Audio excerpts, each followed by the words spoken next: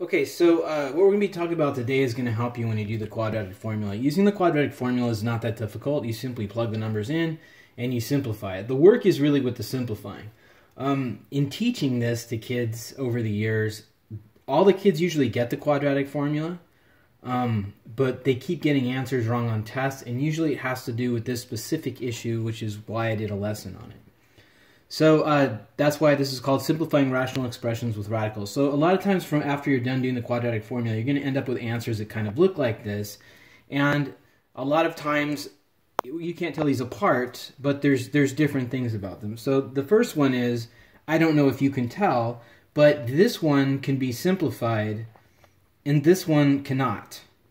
And that's usually what the problem is after people do a little bit of work, get all the stuff in the radical, worked down, add it up, subtract it, they get answers like this, and then they don't know what to do, and then they end up getting things incorrect, because usually the instructions will say to give your answer as a simplified radical. So that's what we're going to talk about today. So the first thing that we need to talk about is, these don't look like these, but it focuses on an issue that I see a lot, and that's that many students don't understand that radicals are not integers. They don't work like integers. So a lot of times with this one right here, radical 18 over 2, I'll see kids go, oh, this is no problem. This is like 18 over 2, so maybe this is 9. This is not an 18. Radical 18 it's a decimal. It's radical 18 actually falls between radical 16 and radical 25. It's somewhere in here. It's some sort of decimal. So you can't divide these by numbers. Okay? If you got radical 25, well, that's 5. You get radical 81, that's 9. Yeah, you can divide those by numbers. But for the most part, you can't divide radicals. Actually, what's going to go on here is radical 18 over 2, 9 goes into that. So I could break this up into 9 times 2 over 2, which becomes 3 root 2 over 2. And then that's the answer. Okay, that would be the simplified version of this. This one here, again, you can't go, oh, 26 divided by 2, that's radical 13. This is not 26. This is radical 26. It's a different number. This one is actually simplified. I can't do anything with it because 4 doesn't go into it, 25 doesn't go into it, 16, none of those do. So radical 26 cannot be simplified, so this would actually be already simplified. Okay? Radical 24. Radical 24 I could actually simplify. I think I could pull a 4 out. So 4 times 6 is 24. And then I have a 3. And then that 4 becomes a 2. And then I have this. Now again, I use this one as an example. This is also a good one to point out. Sometimes again, people go back to this problem that I just talked about. I'll see, this is actually the answer. But then I'll look on a math test or something and the kid's done something like this. And I'll say, where did this come from? And they'll say, well, 3 goes into 6, so I got 2. That's not a 6. 3 does not go into it. So stuff like that is wrong. All right, this one down here, that simplifies to 9 times 8 over negative 6. And that gives me 3 root 8 over negative 6. And in this particular instance, I can divide the 3 and the negative 6 by 3 and get root 8 over negative 2. But it's still not done. Again, this is something I'll see on tests a lot. Someone will write this down.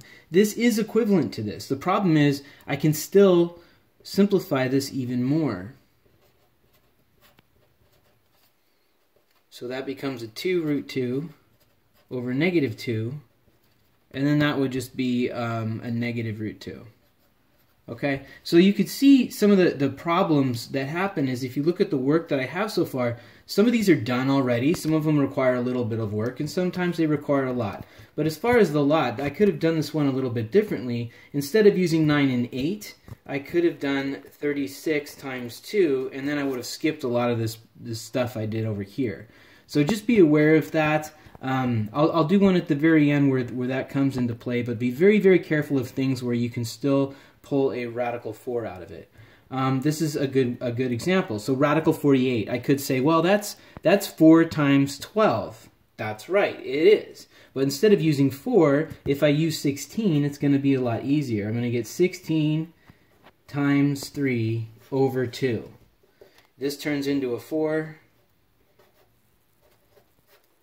And 2 does go into 4, so then I just get radical 3. Okay? So if you find yourself dividing using the 4 a lot, and you will, you're going to end up using 4 and 9 a whole lot. If 4 goes into it, try to see if 16 goes into it. Okay? That I don't know if that would have helped us here, but it's quite frequent that that'll come up. So just be aware of that moving forward. But anyways, the main thrust here is that radicals aren't integers. If you look at all the examples they did, you could see where people would divide this by this, and you can't do that. So that's one of the things to be careful of. So now let's talk about terms and coefficients. So usually the stuff that you do doesn't look like the ones I just was working on. It usually looks like this. So I'm going back to the original thing when I started the video on which can be simplified and which could not. If I look at this right here, 3 does go into -9, but it doesn't go into 5.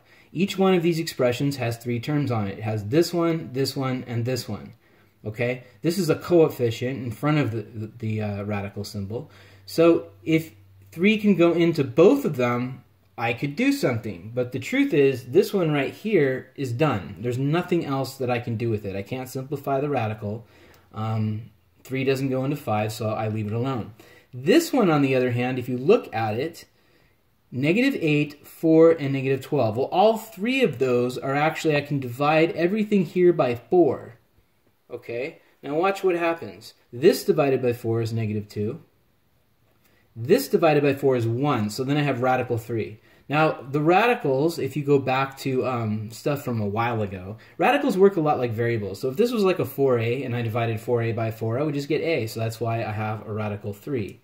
And then this one down here, divide that by 4, I would get -3.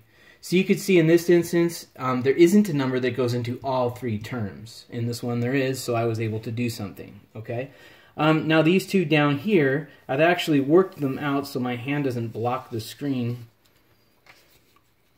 So let's go over that right now. So we got this one right here.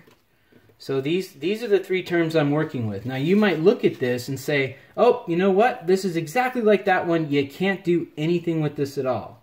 Well, don't be so quick to judge, because if you look at that one, you can see that I can actually simplify the 32. So before I throw in the towel and say it's already simplified, I got to make sure my radical's simplified first before I say that. In the 2 examples that I did up here, the radicals were both simplified already, okay? Because you'll see right here what happens is the radical's going to change things up a little bit. So if I do radical 32, that's 16 times 2, which the 16 turns into a 4, and so then I have the radical 2. Now if I multiply that times the 3 it's already out here, I get a 12. So basically what happens is, just from simplifying the radical, notice that everything else, the -12, the 4 and everything, that all stayed the same. But when I simplified just this term right here, it turned into 12 root 2, and lo and behold, I can now divide every single thing here by a 4. Okay, so you can in fact simplify something like that. Now if you look at this one over here, 7 goes into 21 and -7, but it doesn't go into 2. And you might say, well, you know, that's it. I can't simplify. I'm all done. Well, let's have another look at that. So if I look at this term here, this 2 root 72, I'm going to take the 72 and I'm going to simplify it.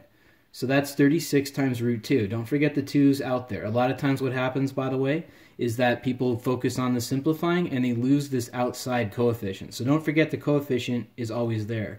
So then I turn the 36 into a 6, and now I have a 12, and then I cannot do anything else. So I did simplify the radical, which is part of this. You can't turn this in as an answer because your teacher will say it's not simplified. But you can see after I simplified the radical that I wasn't able to do anything else with that. Okay? All right, so that's pretty much how you do it. Every single one of these is not exactly the same. You can see that there's different types of things that come up, But there's a practice sheet, so make sure you do them all so that you understand how to do this, because when you're doing the quadratic formula, you're going to end up dealing with this the most. It's not setting up the formula at all. That doesn't take any time. What always takes time is when you get to the end of using the quadratic formula, simplifying your answers so you get a good score on your test. So what I have here is, this was sort of what I just alluded to when we were doing the other radical thing, is don't let this happen to you during a test. If you look at this work, this is an example of work I might see on a test.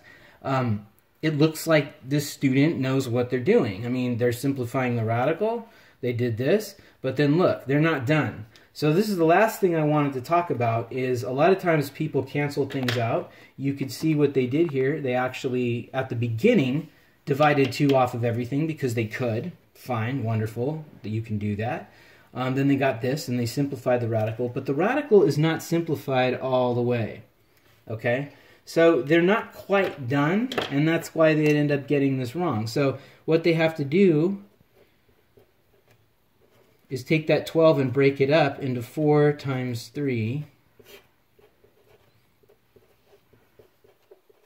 And now that becomes a 2. Right, and then they have this root 3. And then that becomes negative 3 plus or minus, this is a 4 root 3 over 5. Okay? So make sure that you go all the way. The way that you avoid this is, like I said, look at this number, try to pick the biggest number that goes into it. Don't use a 4. This wouldn't have happened if the student had used 16 and 3 instead of 4 and 12. Okay? So those are the 3 main things that I wanted you to get from this video. Number 1, radicals are not numbers. You can't divide them like numbers. Number 2, before you cancel things out, you have to make sure that these are simplified. Number 3, be careful of the 4.